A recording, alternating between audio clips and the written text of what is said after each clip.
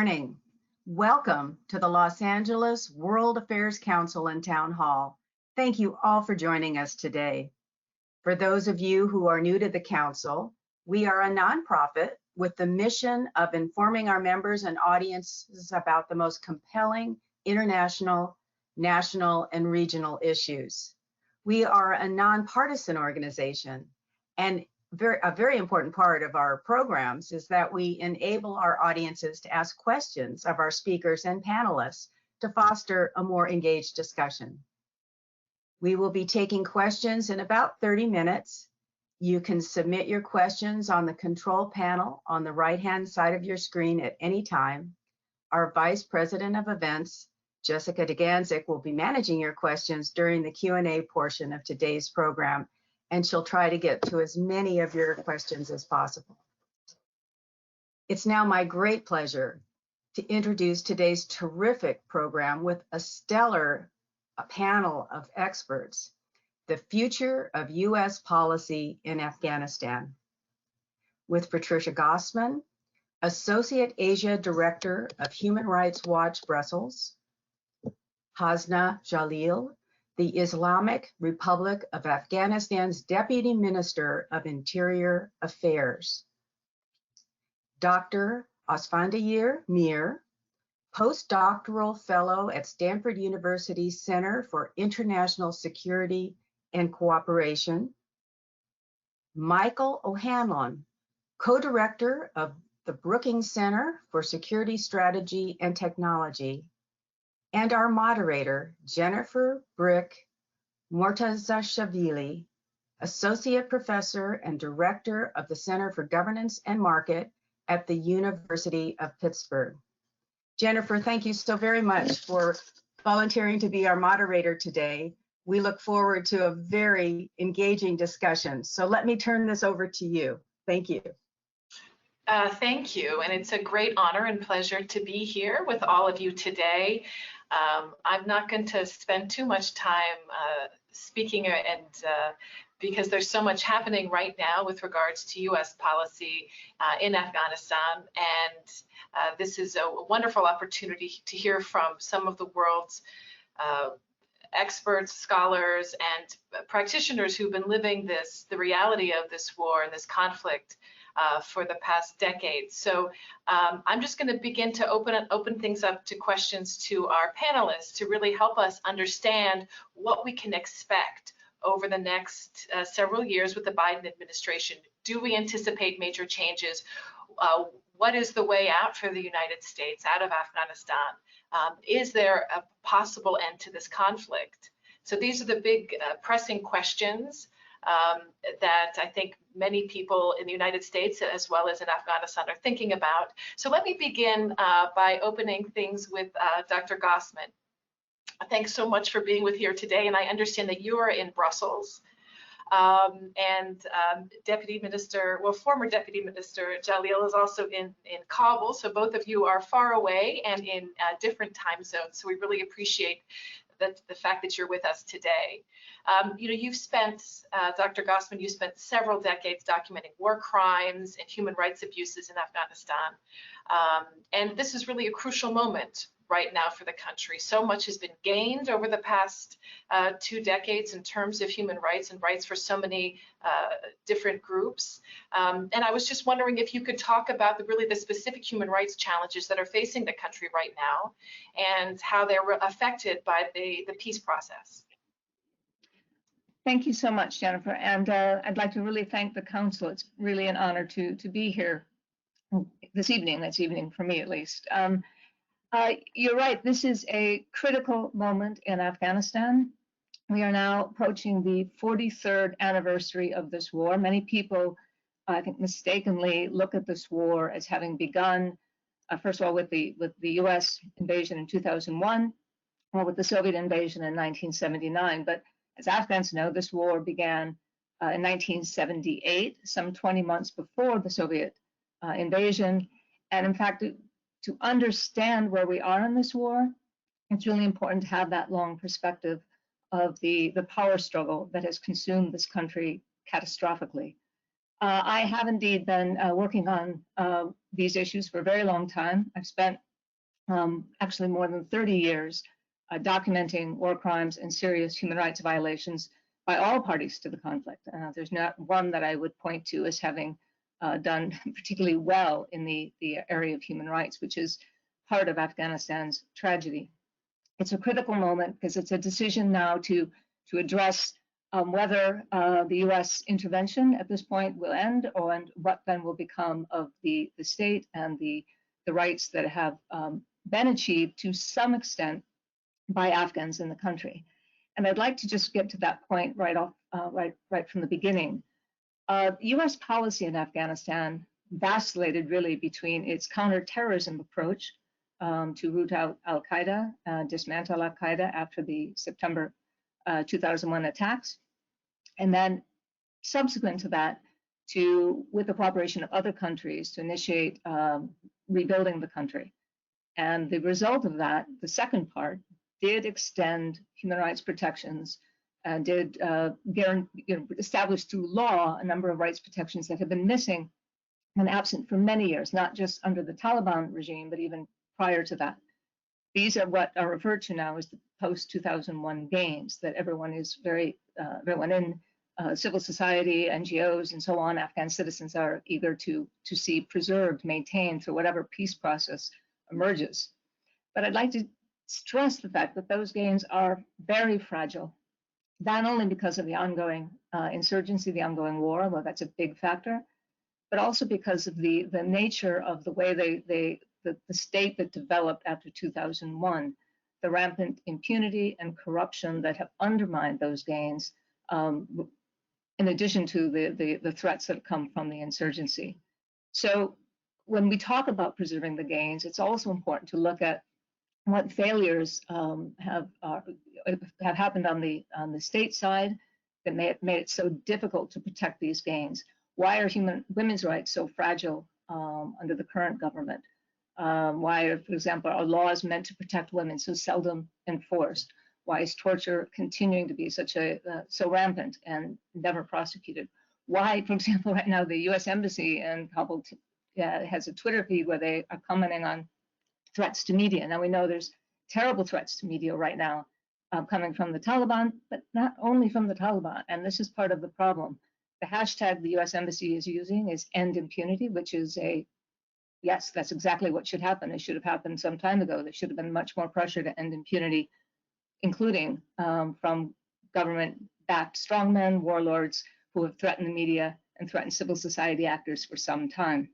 So I think really what we're looking at here is conflicting narratives about human rights and about the preservation of achievements, but acknowledging as well that those achievements are fragile and have not actually extended to many parts of the country.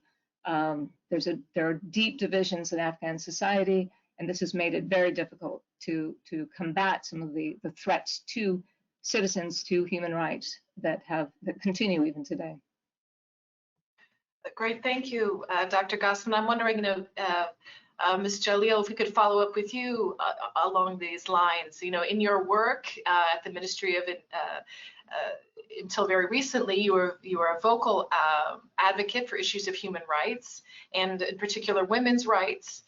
Yesterday, the National Security Advisor Mohib, he said that the violence that Afghanistan has seen in the past year was sort of the bloodiest on record, that there had been targeted assassinations, and he decried also not only the targeted assassinations, but the destruction of many public facilities in the countries. He also accused the Taliban of carrying out these assassinations. And I'm just wondering, sort of in light of the human rights issues that Dr. Gossman has raised, can you talk a little bit more about the work that you've done to address these issues as you advocate for peace, or as you have advocated for peace in the government? Thank you so much. It's an honor being here today. Thank you so much for having me here tonight here, but it's day, I think, on the other corner of the world. When we are talking about the human rights and we are talking about the women's presence, it's very much related, actually, I would say, in Afghanistan. So what we have done during the last 2 years in a law enforcement institution called Ministry of Interior Affairs of Afghanistan, which is mandated to protect the human rights values. through enforcing the law and implementing the law. First of all, we have developed a roadmap for increasing the number of women with quality. It's not just numbers.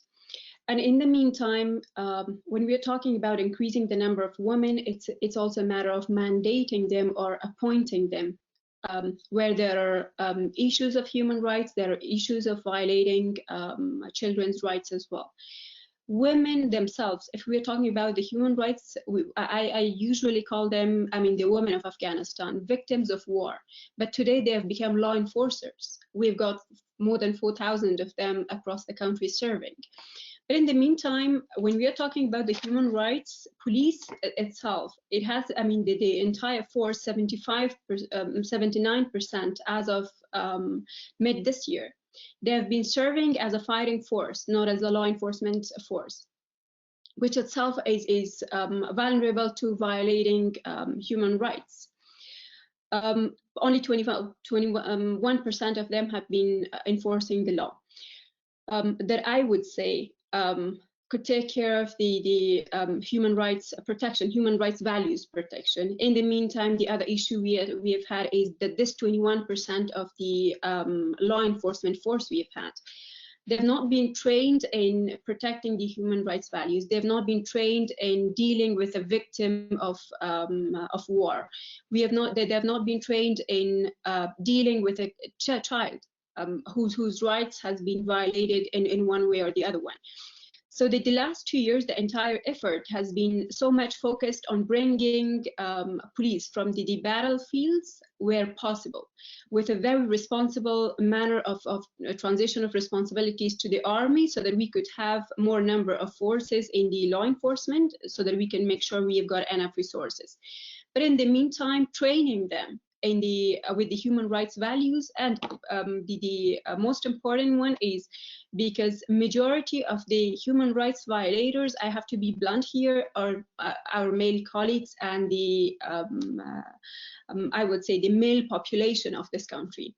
And that's why the women has been much more effective during the last 2 years in order to serve as the protectors of these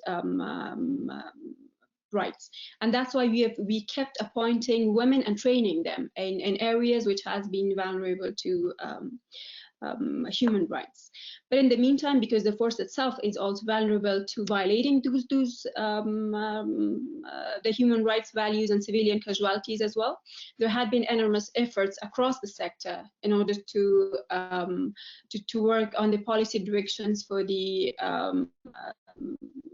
civilian casualty reduction of civilian casualties, plus the like different approaches in order to take care of the human rights values, which are part of the mandate of MY, Ministry of Interior, I would say police. Great, thank you. Okay. Yes, and it's such a tenuous situation right now with the increasing levels of violence. Human rights are really in quite a precarious situation, and they have been, as Dr. Gossman said, for a very long time. And we see a new U.S. administration coming into power in Washington, and there's a lot of uncertainty about the direction of future U.S. policy.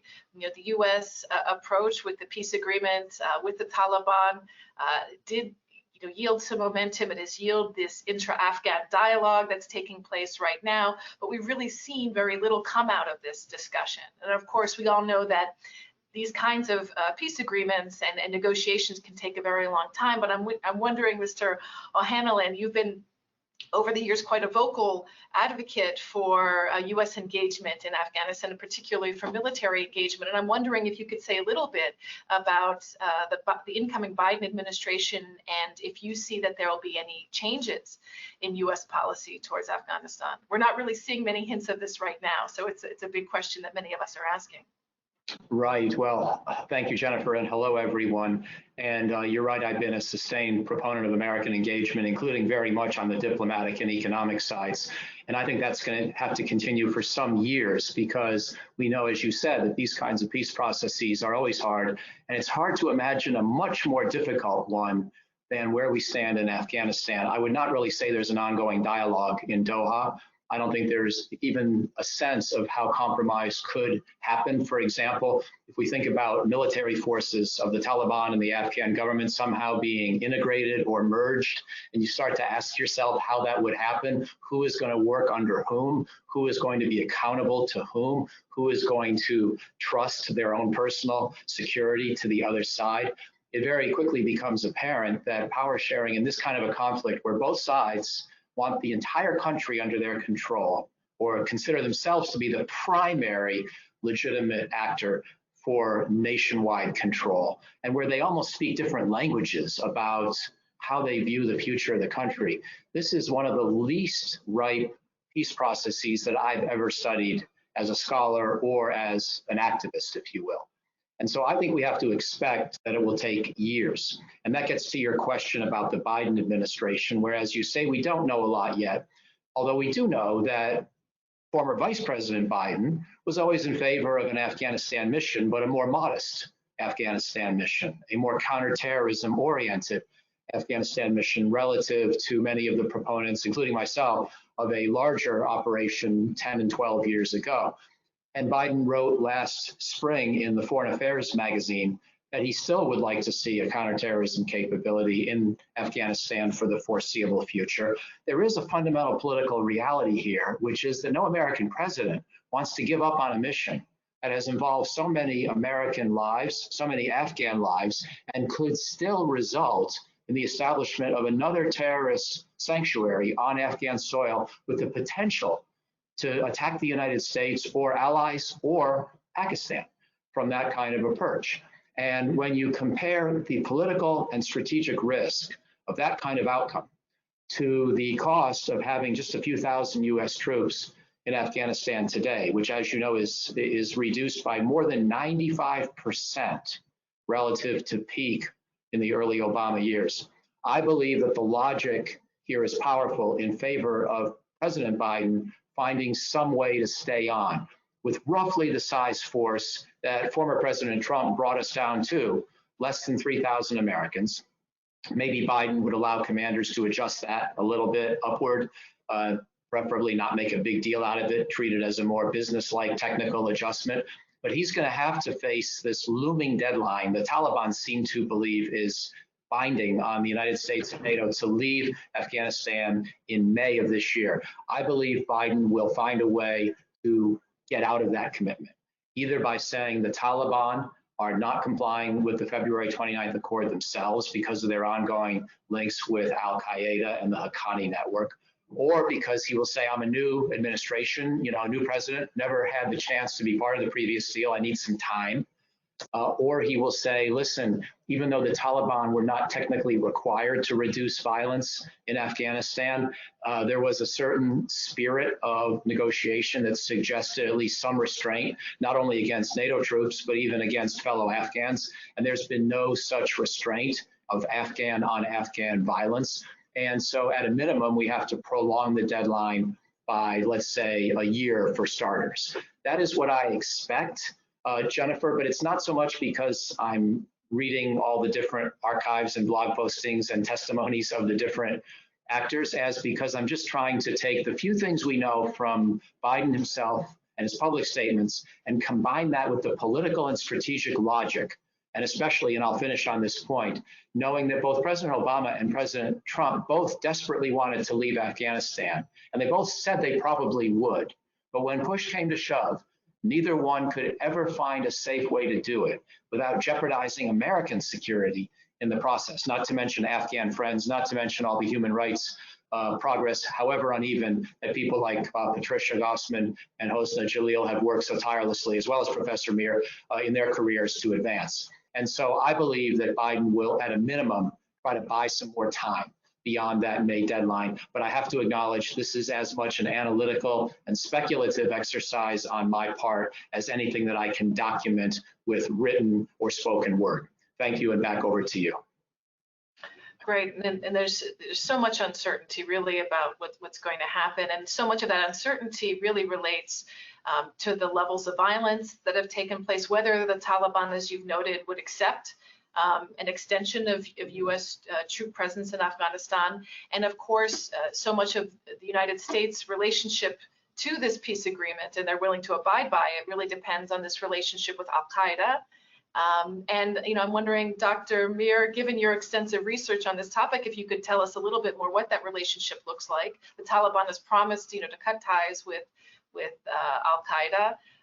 Can you tell us a little bit more about that situation and the prospects for peace, and as well as the growing role of the Islamic State, or is the Islamic State growing inside of Afghanistan?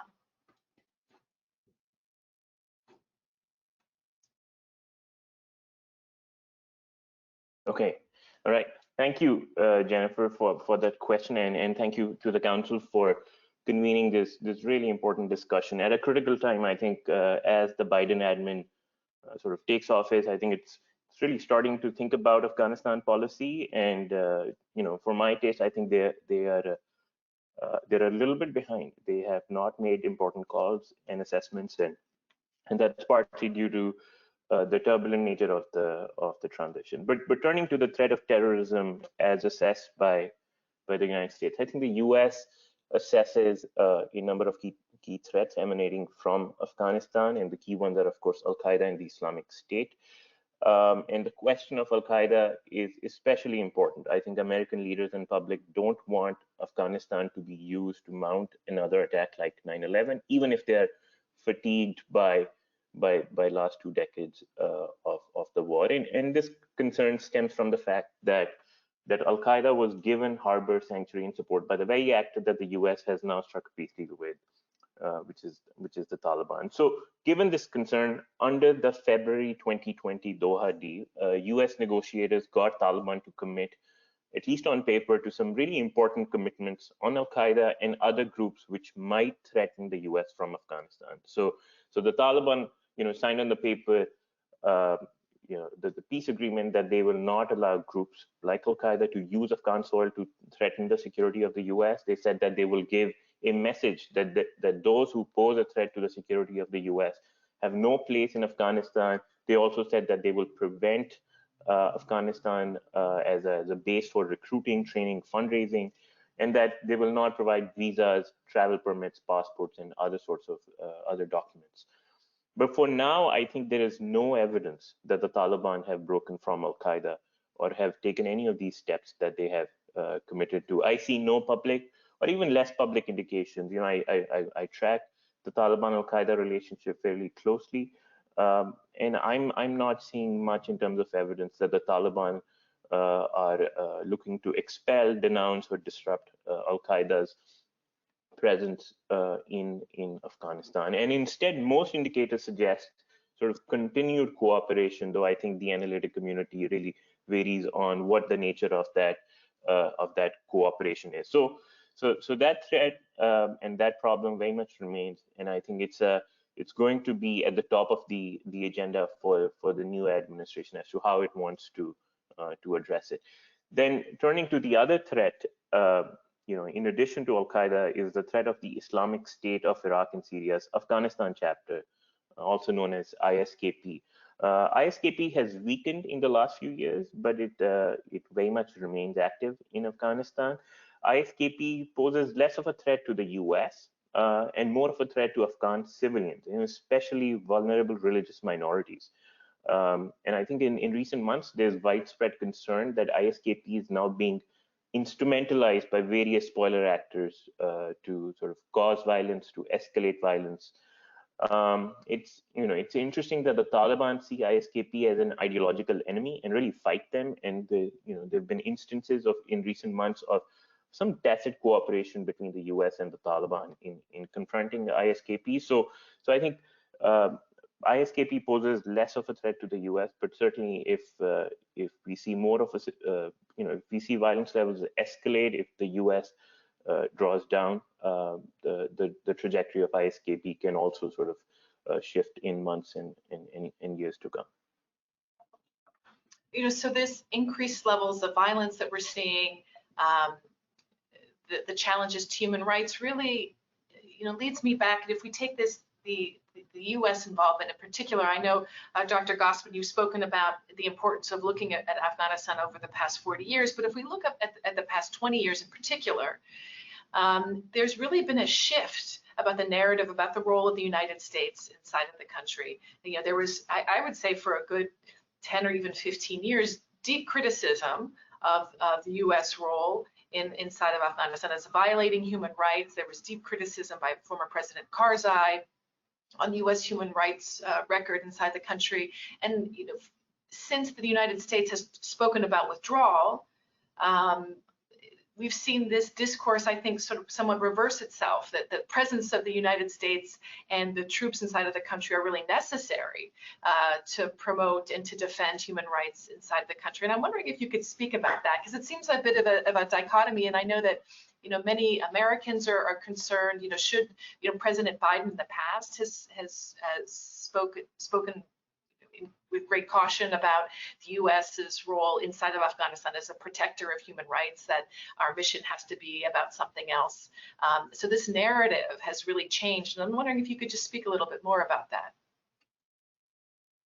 Well, I think it is a complicated narrative. I would not necessarily agree with you fully on that. I think in the early years, there was also an association of the U.S. Invasion with, you know, toppling the Taliban, and therefore, you know, part of the justification at the time, which wasn't really the reason for the invasion, but justification was, oh, the Taliban's abuse of women, so now we're going to go in and going to liberate women, protect women, and promote, you know, a very ambitious agenda that was at least sort of brought out, while at the same time partnering with some of the people with the worst human rights records in Afghanistan. I mean, if you wanted to go in to protect human rights, then why are you partnering with people who in the early 90s, whose forces were responsible for things like mass rape and massacres and the rest? Obviously, the Taliban also committed massacres, but you know, it's like it's a strange sort of narrative where you're only one side is supposed to be defending human rights. And I think the U.S. record, because it was principally always a counterterrorism undertaking, it's part of the problem. This is where I would disagree, I'm afraid, with Mr. O'Hanlon here.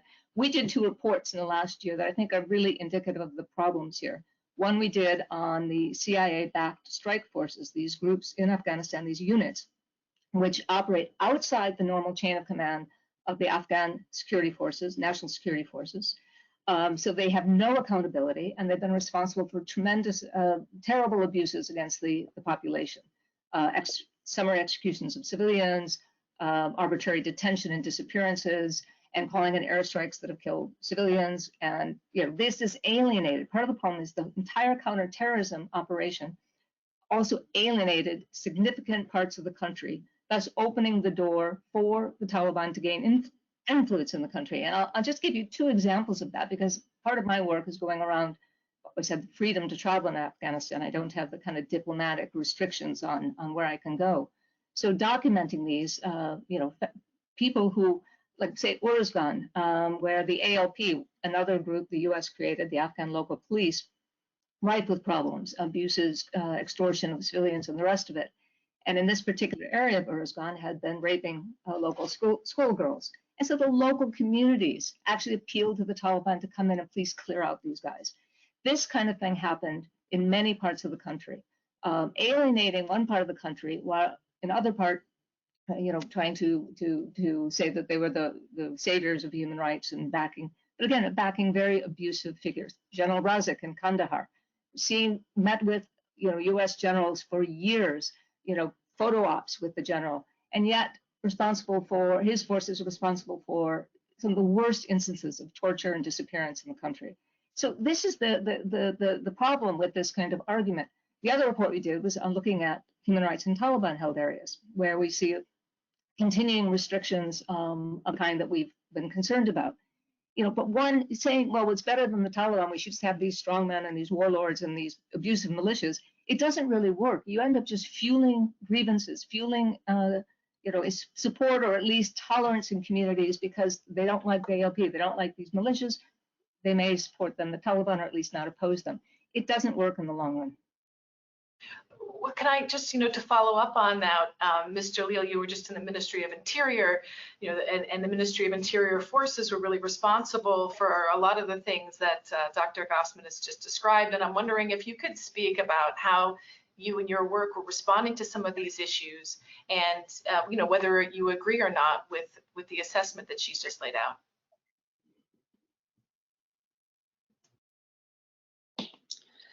Well, to be honest, as I mentioned in my previous remarks that I made, the forces itself, like there's a statement, my favorite statement actually, I would say, even war has its rules, but it's very ideal indeed. Where there's a war, there's of course civilian casualty, there are human rights violation, and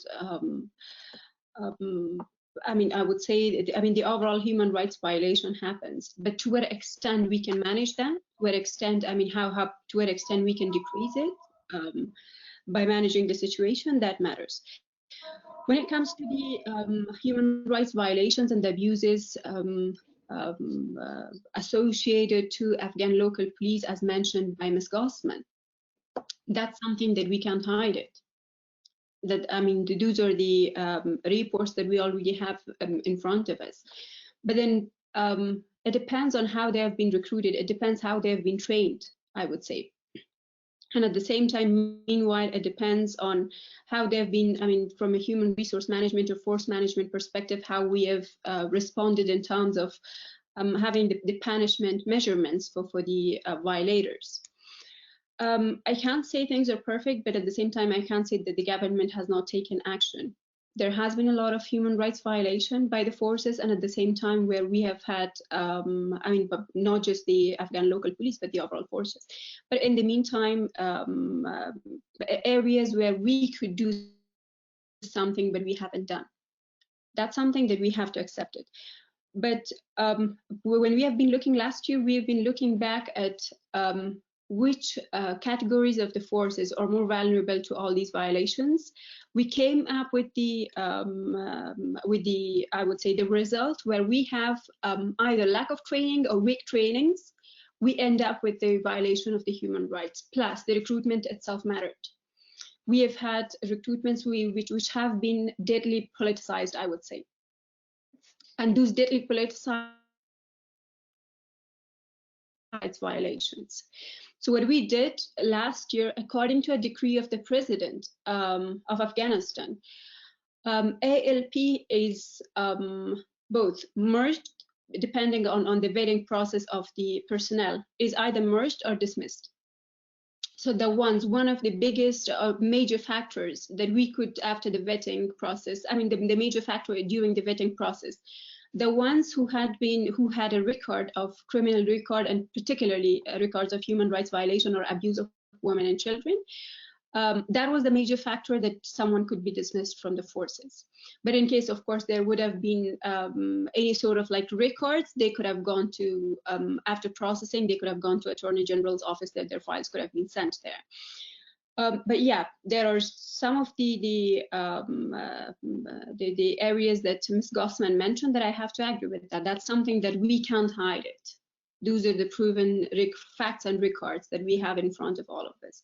But yeah, considering that the forces, how the forces has been developed, some of the categories of the forces, I can't say like the entire NDSF, how they have been developed, how recruited, how trained, but at the same time, how they have been monitored that they oversee the oversight process, and at the same time evaluation process.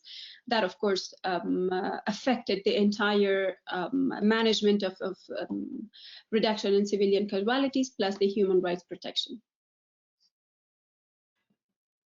So given that, very challenging environment and the difficult perceptions of the war in Afghanistan in the United States, and this is a panel on the U.S.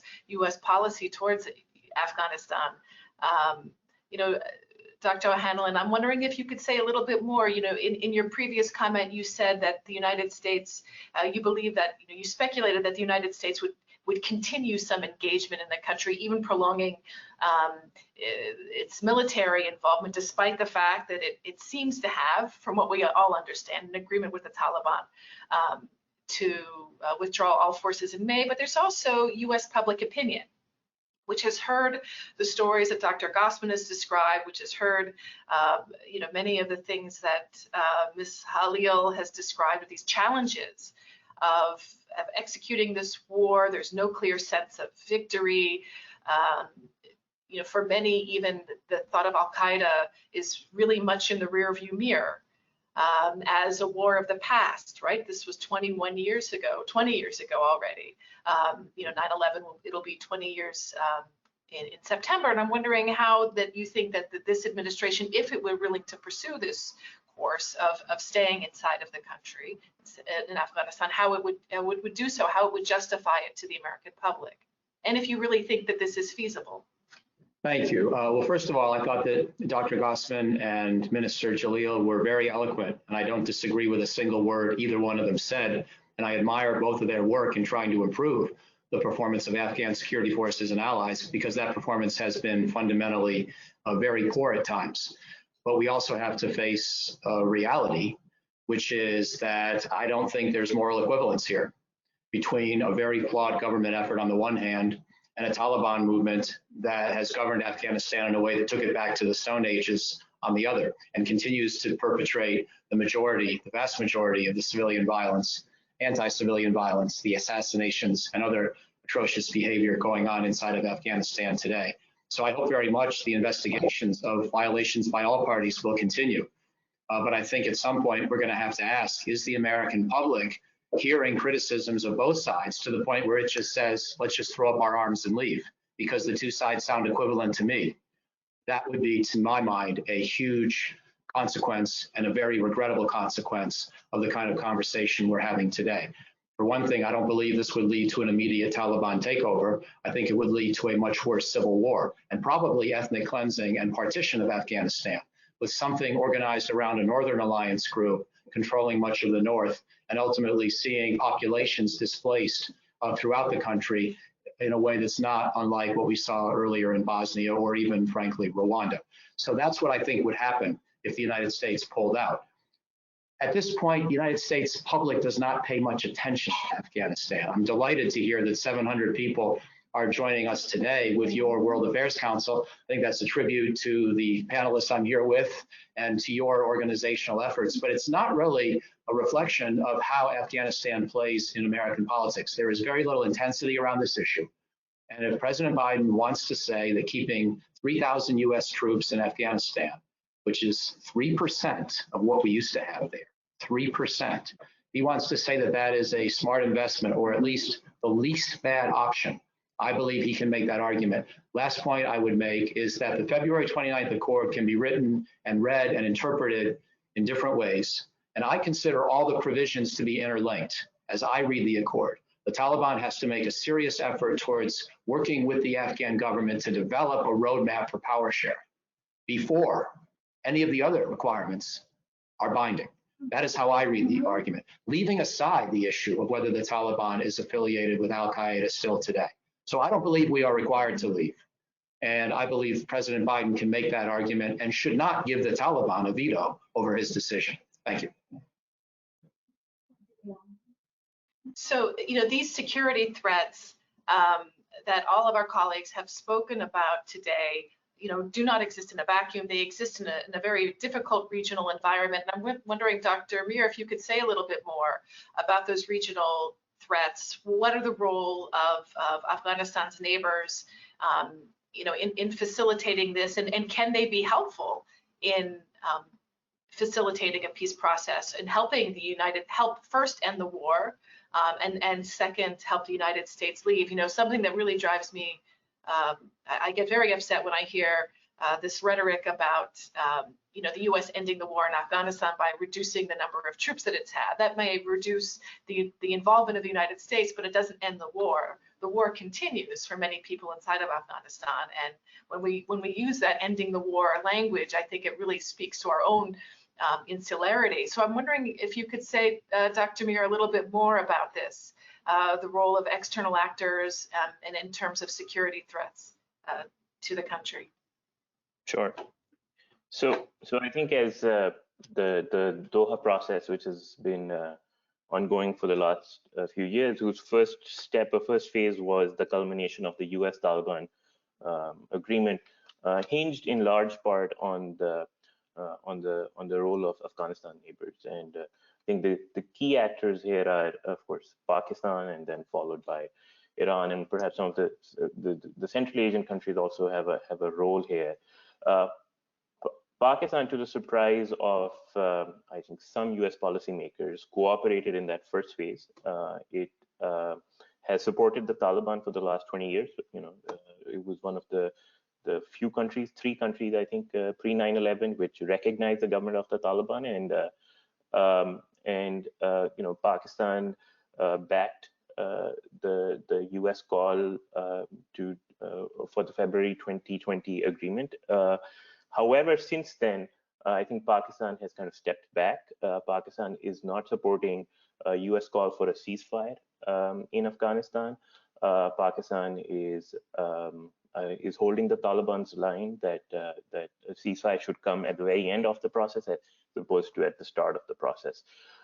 Then there's Iran. I think Iran has a pretty bad relationship with the United States, and that reflects in its policy towards Afghanistan. Iran is not being actively unhelpful, but it is also not being actively helpful. I think the Central Asian states are playing or willing to play a more productive role, but their role and influence in the country is far more limited. So, all of this is to say that the regional equation right now is not conducive to peace either, in addition to some of the realities of the battlefield inside Afghanistan, where the Taliban are ascendant and feel that they have the upper hand, that they don't need to concede much on the negotiating table, that the Afghan government is kind of on the back foot, that the US's commitment to the Afghan government is dwindling. So all of these factors combined contribute to the logjam and result in almost all major parties who can force an outcome in kind of biding their time. And I think this is the logjam that the Biden admin has inherited. And from early indications, they don't have an answer. They don't have any firm direction. I think Michael here is pointing to the low costs of troops, 2,500 troops. I think that's right, but the Biden admin is also sort of watching the dollar number. The dollar number still remains pretty high. It's anywhere between $40 to $50 billion a year, and at a time when the U.S. itself is sort of experiencing so much domestic turmoil, there's so much economic anxiety inside the country. There's so many other competing geopolitical problems, ranging from the rise of China to an assertive Russia. I think that $50 billion number is not a small one. So I think the situation is really logjammed, and no actor, including the U.S., which has the most power to sort of shape the trajectory of the conflict, has any good answers. Great, Dr. O'Hanlon, I saw your hand up, and then Dr. Gossman. Just a quick point on the cost of the effort. Dr. Mir is quoting, I believe, official U.S. government numbers. However, let me challenge those numbers. The U.S. government, in my judgment, did something cynical, which was to lump most Middle Eastern costs into the Afghanistan mission, starting a few years ago in the way it does the accounting. I've been studying and trying to understand the cost of overseas military operations and the Afghanistan mission in particular for a long time. And I think the more accurate estimate is still expensive, but in the range of $15 to $20 billion a year, even counting some of the surrounding infrastructure in places like Qatar or Diego Garcia, as well as all the security assistance that we give to the Afghan government. So it's still a lot of money, but I think it's nowhere near the $40 to $50 billion a year that has been sometimes advertised. So I think that's important for policy, because $40 to $50 billion a year would be approaching 10% of the defense budget. 15 to 20 billion is still a lot, but it is 2 or 3, 4% of the defense budget, and therefore I believe more affordable. Thank you. Dr. Gossman. I'm always a little uncomfortable with assessments of costs that are focused on only the U.S. side. I know it was previously mentioned the continuing cost to Afghan civilians. I agree that the longer this war goes on, the cost to Afghan civilians continue to be, astronomical. I agree that the threat that we are facing now is a return to a multifaceted civil war, which of course would be the worst possible outcome. In the talks in Doha, I think what has happened is the U.S. has not leaned as hard as they should on the Taliban to curb the violence, and I think that should happen. I think perhaps that could happen now under the Biden administration, where under the Trump administration, there seemed to be more of a just hands off, let's get it over with. And I think it's a precipitous withdrawal. It would be extremely dangerous for everyone involved, and would probably tip the balance toward a renewed full-on civil war. I think that pressing, using all diplomatic means to press on the Taliban now to cease this and to hold up the withdrawal in order to get that commitment, and also involving, as we said, there's a chance now with the Biden administration to have more regional actors involved in this who could play an important role. The other thing is the Taliban want not just, there's a lot of triumphalism now on the part of the Taliban, a sense that victory may be near, particularly I think among ground commanders. How do we counter that by, also conditioning things on other things the Taliban want, including, international recognition. They recognize they'll need financial support in any kind of combined government going forward. I agree on all the challenges to that some kind of joint government being formed, but the prospect of continuing war is not anything we should take lightly either, obviously. And there are a lot of other human rights issues we haven't even talked about that just stem from years of poverty. Afghans have now slipped further into poverty in the last several years. Displacement is acute. The suffering of the population has to be taken into account as we think about how to use the peace process to push for better human rights conditions, rather than just resuming, turning to more war as an answer. Great, thank you. I know, Jessica, we have a lot of questions from the audience. I was wondering if you could share those with us. Yes, thank you so much. It's been a great conversation, and we do have a lot of questions coming in. Ms. Jalil, I'll start with you, and we asked this before the session start. There's some news that you have been appointed to the Afghan embassy in Canada, and I know you shared some insight on that with us, if you would mind sharing that, because our audience is asking as well.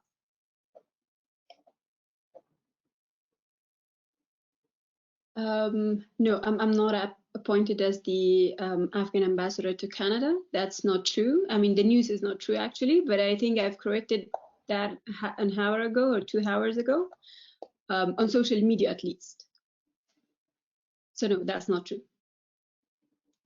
Perfect, thank you. So I know that was asked a couple of times. And then just as a follow-up question to you again, will the Afghan government be able to guarantee the rights of women in the government if it comes to an agreement? That was some concern, is that might be on the table, that people might question or give up women's rights. And is that something that is being discussed, and how are you fighting for that?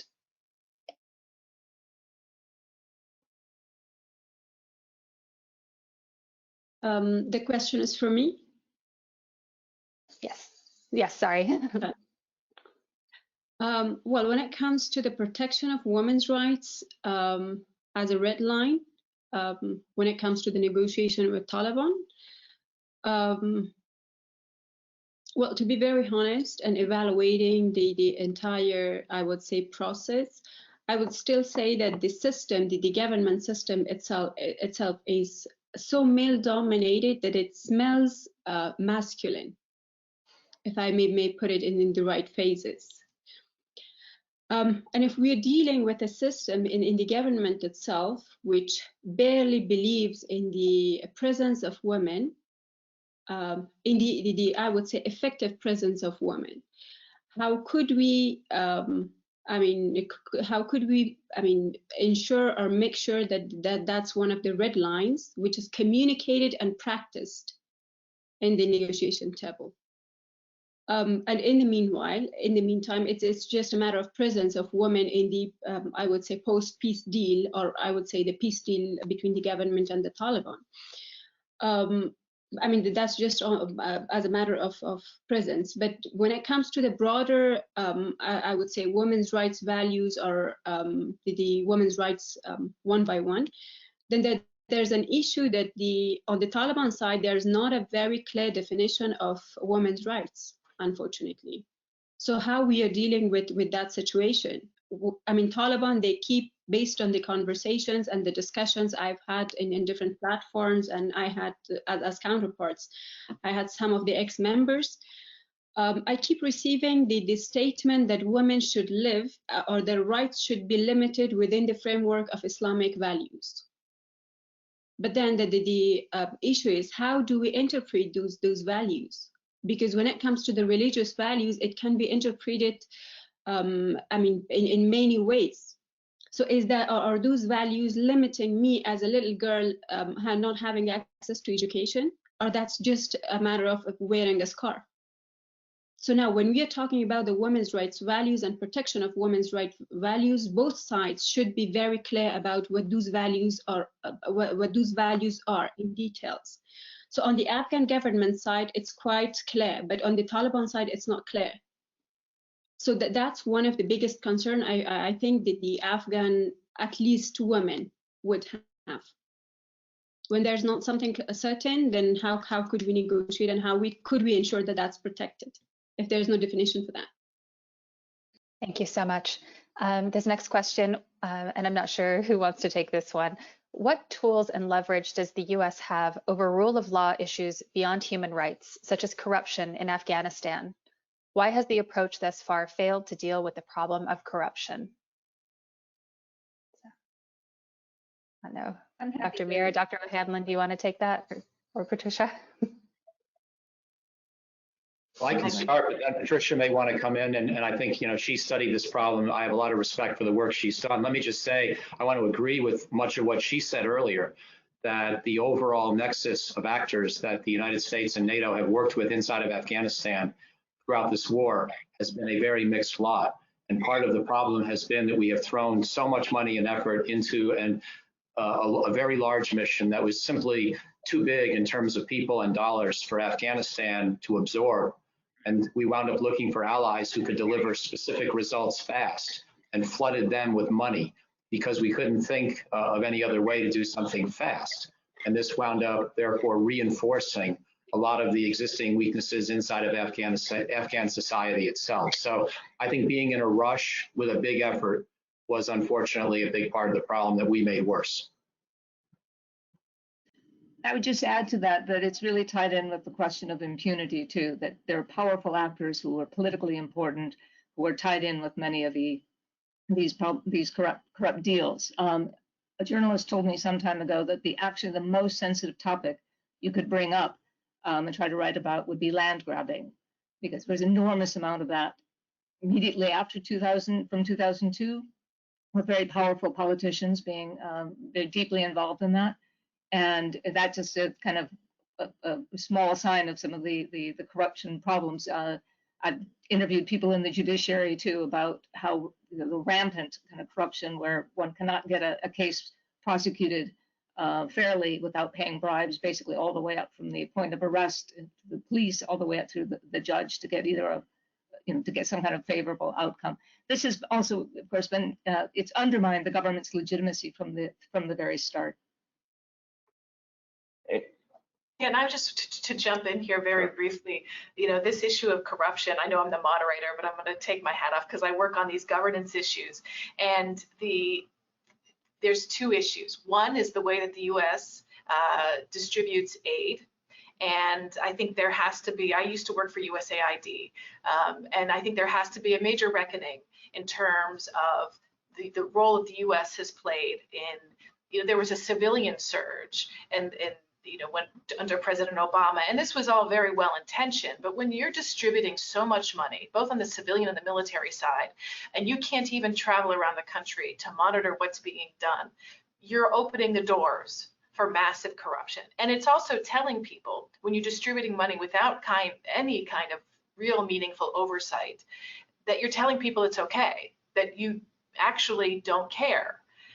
That it is not your priority. And I think to many Afghans in rural areas who don't have a choice, they see this and they become alienated both by their own government, they become alienated by the international presence, and they're alienated by the Taliban, and they feel like they don't have choices about where to go. And I think this is the really heartbreaking dilemma, because people don't feel like they have choices. And also, there has not been systemic reform inside of the Afghan government, unfortunately, to increase accountability at the local level. And I've written a lot about subnational governance and the need for oversight at the local level. And currently, there's just absolutely no opportunity for Afghans at the local level to have any oversight over their government. But I want to be very clear about one thing, is that people talk about the culture of corruption inside of Afghanistan, and I disagree with that so much.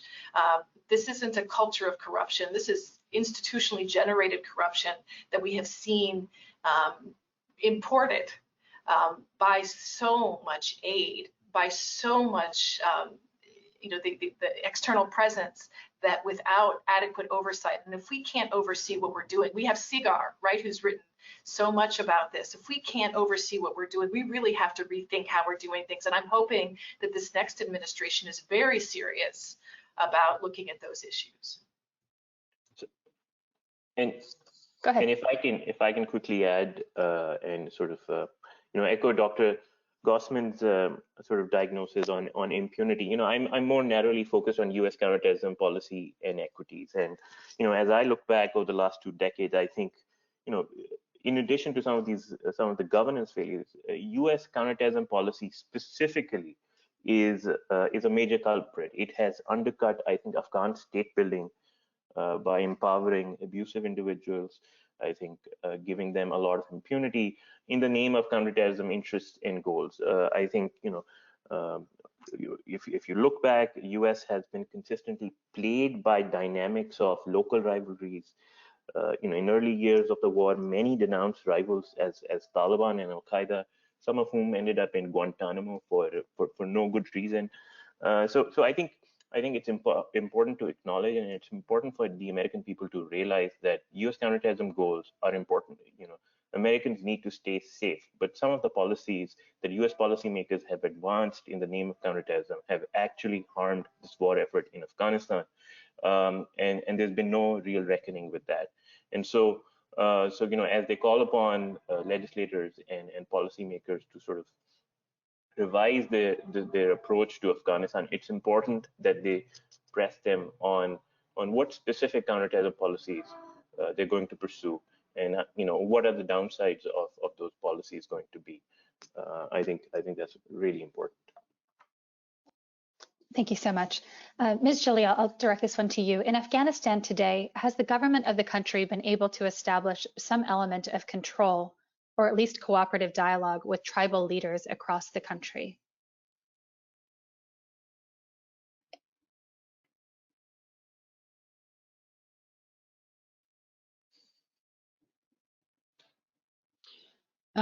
Jessica, I lost you for just 1 second at the end. Oh, I'm sorry.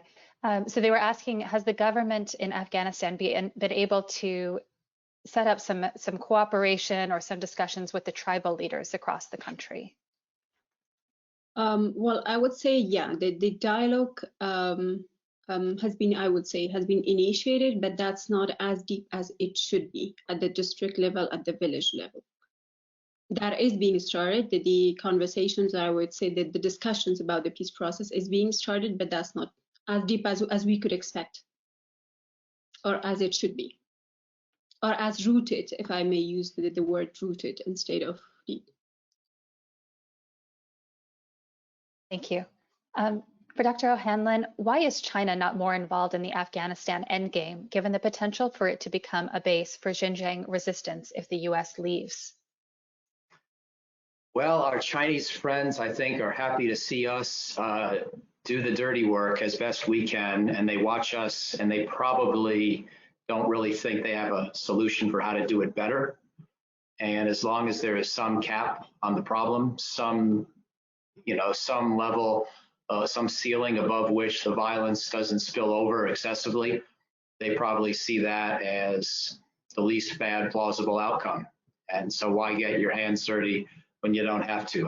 The Chinese are, yes, worried about terrorism, or what they consider terrorism in their own country, but they're also pretty good at autocratic methods of repressing it within their own borders. And they don't really think that they could stem the problem by getting involved directly in Afghanistan. So this is one of those where it's nice to be, sort of the rising superpower, letting somebody else handle the legacy problems while you let other people believe you would do a good job, but in fact, probably couldn't. And I don't say that so much as a criticism of China as a recognition of the difficulty of making headway within Afghanistan itself. Now, if we ever get to a point with 0 NATO troops, then it will be interesting to see how Chinese policy might change. But for the moment, China's, I think, happy to complain about what we do and also be glad we're still there. Thank you. Question for Dr. Gossman. Lately, a new layer of violence spread across the country, including targeted killings of government officials and media people, specifically fighting intensified. What role can the U.S. play in eliminating the violence? It's true. There's been a surge of attacks. While there's been a downturn in the kind of large-scale mass casualty attacks of the past, the Taliban seem to have turned more to targeting especially government officials, media, civil society activists. And this has really created a sense of terror among civil society in most, across the country, really. I believe, actually, I'm a bit alarmed that there hasn't been more pressure from the US. I know there have been statements made, but not the kind of pressure that's really required on the Taliban to curb this violence. I was told that Jalil, the negotiator, actually said that journalists under threat should just leave the country, which is not a helpful comment at all. Actually, it's very difficult for journalists to leave the country, and it's the wrong message to send. Afghanistan needs its free media to be a voice criticizing the process and raising concerns. And so what we need to see from the negotiations is much more pressure on the Taliban to curb this violence. And that's what I hope we may see from the Biden administration. Thank you. For Dr. Mir, can Pakistan be a base for a U.S. counterterrorism presence as a compromise outcome that protects U.S. security concerns and the Taliban red line? Sure. So that's an important question. That's a very good question. There's a long history of U.S. basing in Pakistan. During the Cold War, the U.S. government based some of its surveillance planes, specifically U-2s, in Pakistan, which used to then fly over into the Soviet Union. During the 80s, the U.S. supported the Mujahideen resistance in Afghanistan from bases in Pakistan. And then post 9/11, the U.S. government had secret bases in Pakistan through which it carried out a decade-long drone war against Al-Qaeda leaders and rank and file in Pakistan. So the U.S. certainly has a history of basing, of brokering complex covert arrangements with the Pakistani government. But looking ahead, bases to target Al-Qaeda or other transnational actors who might be nominally allied with the Taliban, I think that's a tougher proposition. I mean, I just don't see the Pakistani government being willing to sort of to take on the domestic cost that is going to be associated with that kind of basing. Pakistan is also now more closely allied with the Chinese, and the Chinese are also likely to object to an arrangement of that sort. So it's a tough proposition. But that being said, as I noted, there is a history, complicated history there of secret and covert arrangements. So never say never. Right? So I think I wouldn't entirely rule it out. Thank you so much. Ms. Jalil, I'll direct this one to you. How do we create better police, paramilitary, and community relations as community safety officers and communities working together better? How do we lower the polarization of political, conservative, religious, and secular human rights alone? I think I'm having a poor network. Can I have your question again? Of course. How do we create better police, paramilitary, and community relations as community safety officers and communities working together better? How do we lower the polarization of political, conservative, religious, and secular human rights alone? Well, when it comes to if we are talking about the police and the relationship with the community and the paramilitary, I would say we have to take off this definition of paramilitary from police. It is actually right now, it's a paramilitary force, but when we are talking about police, based on the policing function, it shouldn't be a paramilitary force. And as far as we take off that hat of police, a paramilitary hat of it, I think we are good to go with the, I would say, bringing closer the two categories, police and the community. And when it comes to decreasing I would say, the radicalization, if I may have got the question right, well, that is going to be joint. I've made this statement, which has become a controversial one as well, long ago. That's not just the effort that the security sector should make. That's a very cross-cutting effort that, starting from the Ministry of Religious Affairs up to the Ministry of Education, Ministry of Higher Education, and all the relevant institutions which could fundamentally change the environment when it comes to the decreasing the radicalization or the religious scholars which are prone to radicalization. I can't say that all religious scholars are radical. They have to give hands together, and we have to I would say we have to come up with a civilian approach towards that. There is no military solution for decreasing the radicalization, not at all. We have used that in the last 18 years, but there has to be a civilian approach to that. And that civilian approach can be adopted by Ministry of, as I mentioned, Religious Affairs and other civilian institutions. Thank you so much. This is probably a question for almost anyone on the panel. Would you deem a power-sharing government with the Taliban more favorable than prolonging warfare for a sustainable and democratic Afghanistan? Yes, but what does that mean? What is power sharing and how stable is it? Those are the hard questions. But I would take most plausible, genuine power sharing arrangements, even at some degree of restriction on minority and women's rights. With apologies to friends who don't like to hear that, I don't like to say it, but my answer is yes. Anyone else want to chime in, or should we go to the next one? So I think the question is, are the Taliban willing to sort of strike a power sharing deal? And until now, they have outlined positions which are maximalist, and you know, they are. The argument that they're making is that they want to return to some variant of an Islamic emirate, if not an Islamic emirate itself. So, which leaves very little room for, you know, for most of the political elites who are part of the post 9/11 order. And I think that might be acceptable to some and not to others. But if the U.S. government sort of, you know, agrees to that sort of a power sharing arrangement, that will come at the cost of excluding a lot of Afghan political actors and elites, which can then be a source of another new set of problems, which in turn can come back to haunt the U.S. as well. So I think it's yeah, there's no easy answer to this question, but ideally, you know, a 50-50 inclusive power sharing arrangement would be you know, would be a good way, effective way to end the war. And neither side seems very interested in pursuing a power sharing agreement. So we can't, I mean, I don't think we can talk about peace without talking about power sharing. And I can't think of any peace agreement that's not ended in some kind of power sharing agreement. So that's sort of the ultimate end game here. But neither side seems to indicate any interest in doing it. And of course, there's posturing right now that's going, you know, taking place before negotiations, but it's something that's very, very important.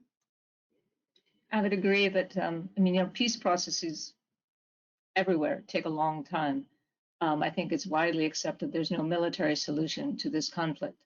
Whether there can be a settlement that also protects fundamental rights and has enough buy-in including from ordinary Afghans and civil society. That's the goal here, but it will take enormous support from outside Afghanistan to make that happen. And we have to recall that there's a lot of interest, a lot of financial interest from all sides in this war. War is a great moneymaker for certain people, and so warding off all the spoilers on all sides and trying to keep pushing for some kind of settlement that does respect fundamental rights is key, but it's an uphill battle. Thank you so much. This will be my final question to you guys. The international community played a very constructive role under leadership of the US, both economically and militarily, in rebuilding Afghanistan. At current peace talks and on the media platform, how is the international community demonstrating their inclination and support for the institutions that flourished during the time? That includes banks, businesses, NGOs, and employers who played a major role in maintaining the achievements of the last 20 years.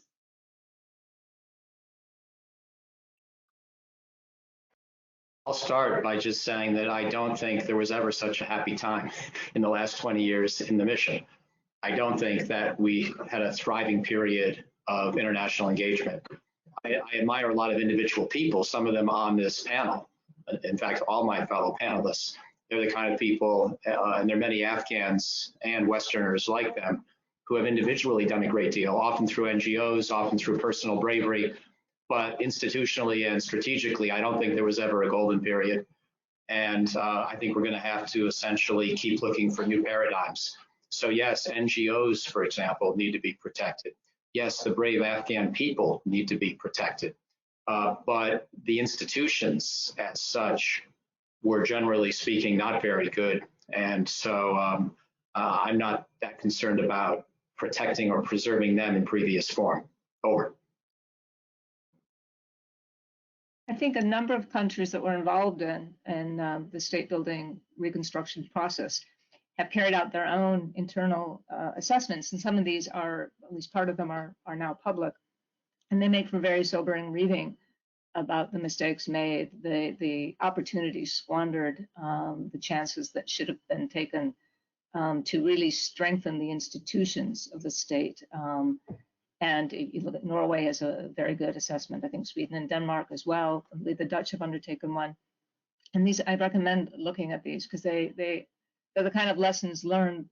Well, you hope that the lessons will be learned about what went wrong. And I agree with Michael that support for the organization, what we need to look at is what worked.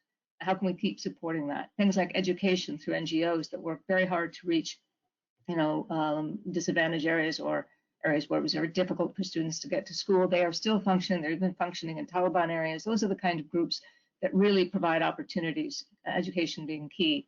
Other kind of health improvements. They were never at the level that they were sometimes said to be. There was a lot of, inflated numbers, but certainly we don't want to go back. We want to keep those kind of essential services going.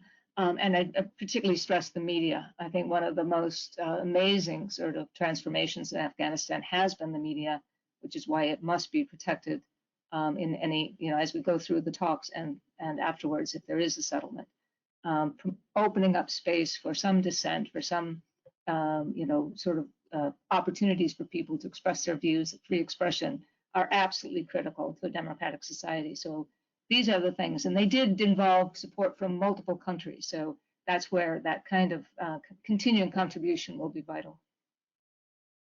Well, thank you all so much for this very engaging discussion. Jennifer, I'm going to turn this back over to you. Thank you.